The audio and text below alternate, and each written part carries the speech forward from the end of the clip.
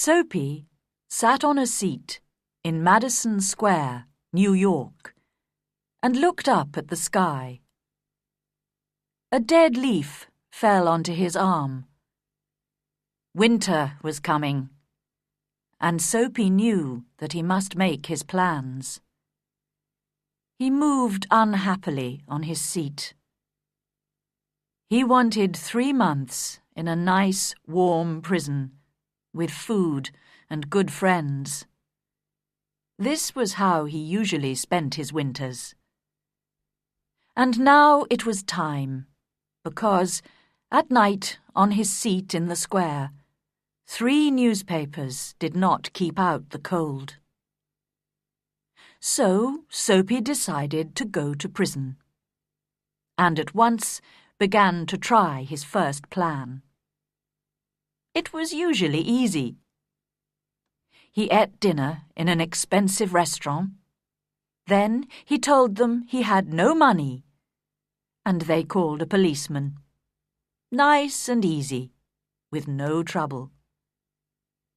So Soapy left his seat and walked slowly along the street.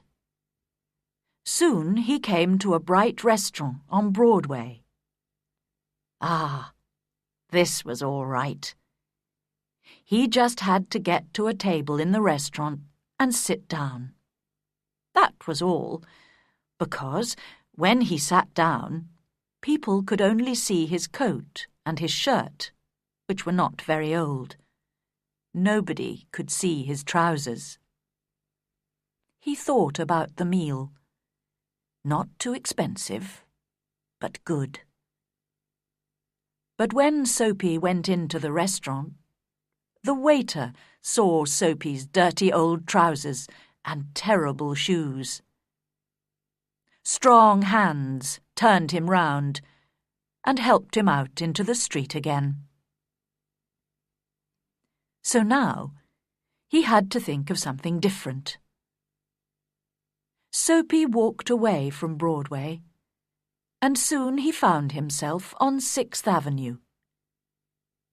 He stopped in front of a shop window and looked at it. It was nice and bright, and everybody in the street could see him. Slowly and carefully, he picked up a stone and threw it at the window. The glass broke with a loud noise. People ran round the corner, and Soapy was happy, because the man in front was a policeman. Soapy did not move. He stood there with his hands in his pockets, and he smiled. "I'll soon be in prison now," he thought. The policeman came up to Soapy. "Who did that?" he asked. "Perhaps I did," Soapy replied. But the policeman knew that people who break windows do not stop to talk to policemen. They run away. And just then, the policeman saw another man who was running to catch a bus. So the policeman ran after him. Soapy watched for a minute. Then he walked away. No luck again. He began to feel cross, but on the opposite side of the road, he saw a little restaurant. Ah, that'll be all right, he thought, and he went in. This time, nobody looked at his trousers and his shoes. He enjoyed his meal, and then he looked up at the waiter, smiled, and said, "I haven't got any money, you know. Now, call the police. And do it quickly. I'm tired." "No police for you," the waiter answered. "Hey, Joe!" Another waiter came, and together they threw Soapy out into the cold street. Soapy lay there, very angry. With difficulty, he stood up. His nice, warm prison was still far away, and Soapy was very unhappy. He felt worse because a policeman who was standing near laughed and walked away. Soapy moved on, but he walked for a long time before he tried again. This time it looked easy. A nice young woman was standing in front of a shop window.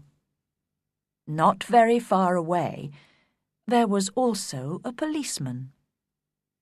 Soapy moved nearer to the young woman. He saw that the policeman was watching him.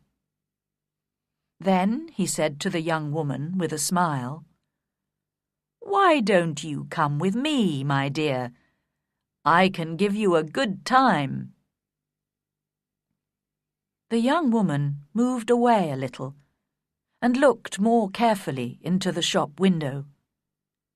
Soapy looked at the policeman.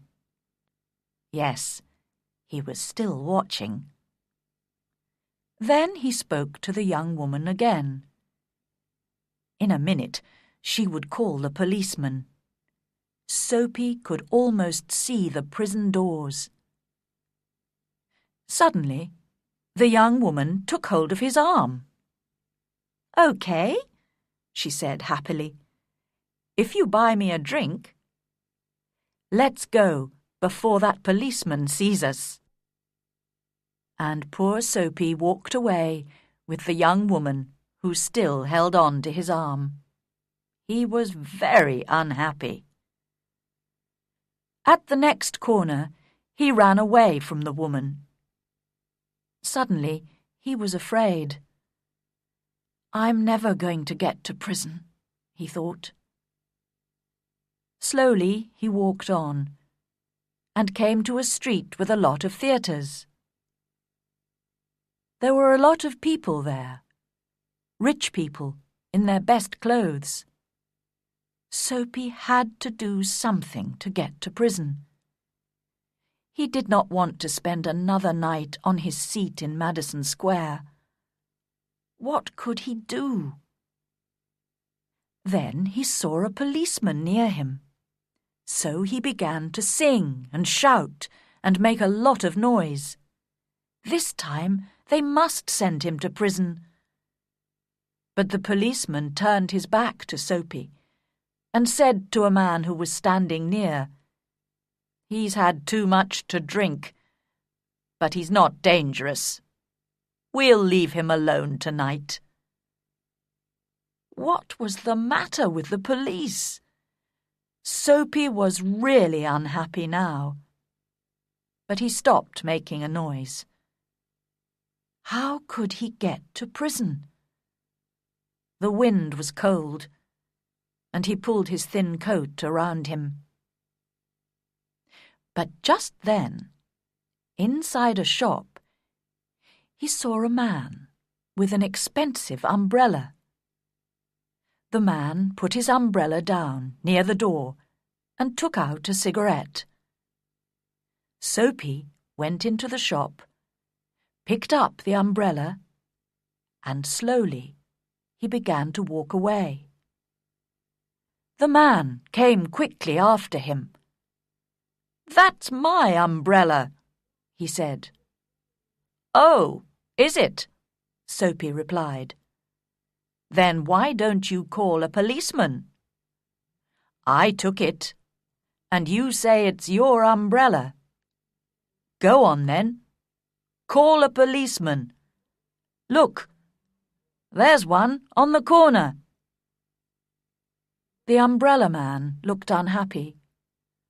"Well, you know, perhaps I've made a mistake. I took it from a restaurant this morning. If it's yours, well, I'm very sorry." "Of course it's my umbrella," Soapy said. The policeman looked at them. and the umbrella man walked away.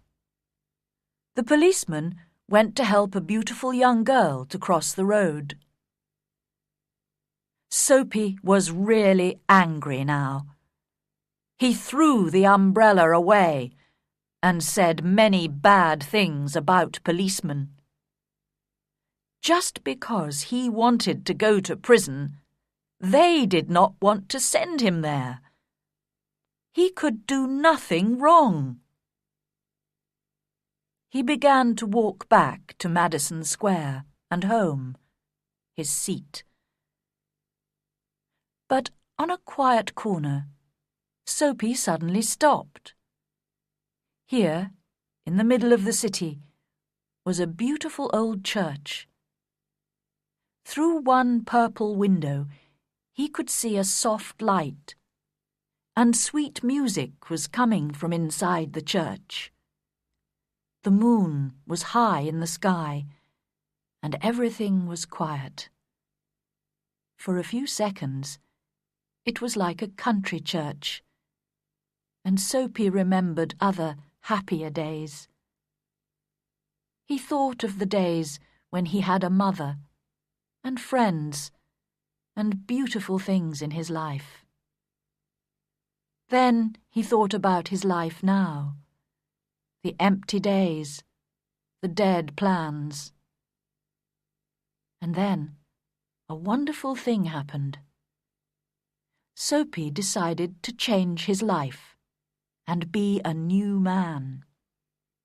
Tomorrow, he said to himself, I'll go into town and find work. My life will be good again. I'll be somebody important. Everything will be different. Soapy felt a hand on his arm. He jumped and looked round quickly into the face of a policeman. "What are you doing here?" asked the policeman. "Nothing," Soapy answered. "Then come with me," the policeman said.